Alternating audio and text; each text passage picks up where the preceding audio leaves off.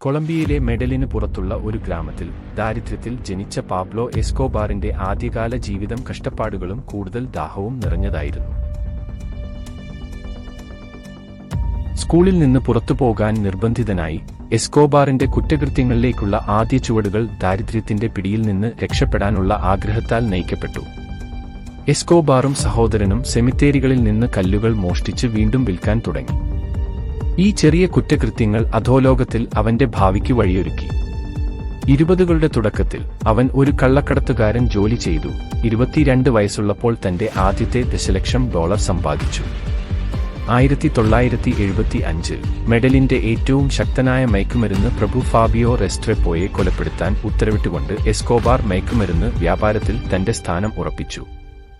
അദ്ദേഹത്തിന്റെ ക്രൂരമായ തന്ത്രങ്ങൾ തുടർന്നു. തന്റെ വഴിയിൽ നിൽക്കുന്ന ആരെയും ഒഴിവാക്കി താമസിയാതെ തന്നെ അറസ്റ്റ് ചെയ്ത എല്ലാ ഉദ്യോഗസ്ഥരും ഉൾപ്പെടെ. ക്രിമിനൽ പ്രവർത്തനങ്ങൾക്കിടയിലും എസ്കോബാർ ആളുകൾക്കിടയിൽ റോബിൻ ഹുഡിന് സമാനമായ ഒരു ചിത്രം സൃഷ്ടിച്ചു. 1982 കോൺഗ്രസിലേക്ക് തിരഞ്ഞെടുക്കപ്പെട്ട അദ്ദേഹം തന്റെ അധികാരം പ്രയോജനപ്പെടുത്തി പൊതുജന പ്രീതി നേടുന്നതിനായി സമ്പത്ത് പൊതുപദ്ധതികളിലേക്ക് മാറ്റി. എന്നാൽ ഈ മുഖത്തിന് പിന്നിൽ അവന്റെ ഇഷ്ടം ക്രൂരമായി നടപ്പിലാക്കുന്ന ഒരാളായിരുന്നു. എസ്കോബാറിന്റെ കുപ്രസിദ്ധമായ പ്ലാറ്റ ഓ പ്ലോമോ തന്ത്രം, വെള്ളി അല്ലെങ്കിൽ ലീഡ്, പല പ്രമുഖ കൊളംബിയക്കാരെയും ഒരു പൂർണ്ണമായ തിരഞ്ഞെടുപ്പിന് വിട്ടു. അവന്റെ കൈക്കൂലി സ്വീകരിക്കുക അല്ലെങ്കിൽ മരണം നേരിടുക. കൊളംബിയൻ നീതിന്യായ മന്ത്രിയും നിരവധി പോലീസ് ഉദ്യോഗസ്ഥരും പോലുള്ള ഉന്നത വ്യക്തികളുടെ കൊലപാതകം അദ്ദേഹത്തിന്റെ ഭീകരവാഴ്ച കണ്ടു.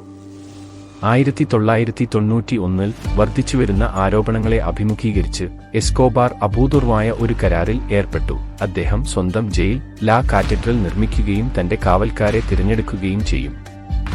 ഈ ജയിൽ ഒരു മാളികയായിരുന്നു. അവിടെ അവൻ തന്റെ തുടർച്ചയായ കുറ്റകൃത്യങ്ങളെക്കുറിച്ച് ഉള്ളിൽ നിന്ന് വാർത്തകൾ പുറത്തുവരുന്നവരെ അദ്ദേഹം തന്റെ സാമ്രാജ്യം നടത്തിക്കൊണ്ടിരുന്നു.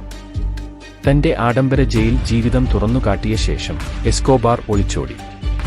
യുഎസ് പരിശീലിപ്പിച്ച സെർച്ച് ബ്ലോക്കും പ്രതികാരദാഹിയായ ലോസ് പെഗസും വേട്ടയാടപ്പെട്ട അവന്റെ ദിവസങ്ങൾ എണ്ണപ്പെട്ടു.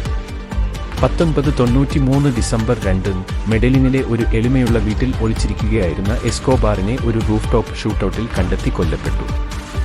എസ്കോബാറിനൊപ്പമുള്ള ജീവിതം ആഡംബരവും ആപത്തും ഇടകലർന്നതായിരുന്നു.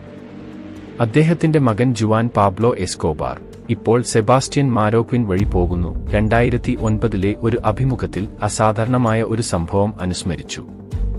മെഡലിൻ പർവ്വതനിരയിൽ ഒളിച്ചിരിക്കുമ്പോൾ എസ്കോബാറിന്റെ മകൾ മാനുവേല ഹൈപ്പോതെർമിക് ആയി.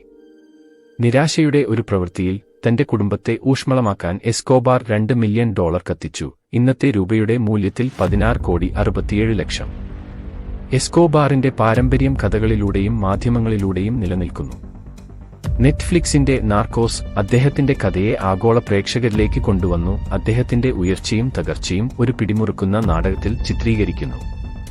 എസ്കോബാറിന്റെ ജീവിതം അധികാരത്തിന്റെയും അഴിമതിയുടെയും വാളുകൊണ്ട് ജീവിക്കുന്നവരുടെ അനിവാര്യമായ പതനത്തിന്റെയും ഒരു മുന്നറിയിപ്പ് കഥയായി തുടരുന്നു. ഈ വീഡിയോ ഉൾക്കാഴ്ചയുള്ളതായി നിങ്ങൾ കണ്ടെത്തുകയാണെങ്കിൽ ചരിത്രത്തിലെ ഏറ്റവും കുപ്രസിദ്ധരായ വ്യക്തികളുടെ ജീവിതത്തിലേക്ക് കൂടുതൽ ആഴത്തിൽ മുങ്ങുന്നതിന് ദയവായി ലൈക്ക് ചെയ്യുക, പങ്കിടുക, സബ്സ്ക്രൈബ് ചെയ്യുക.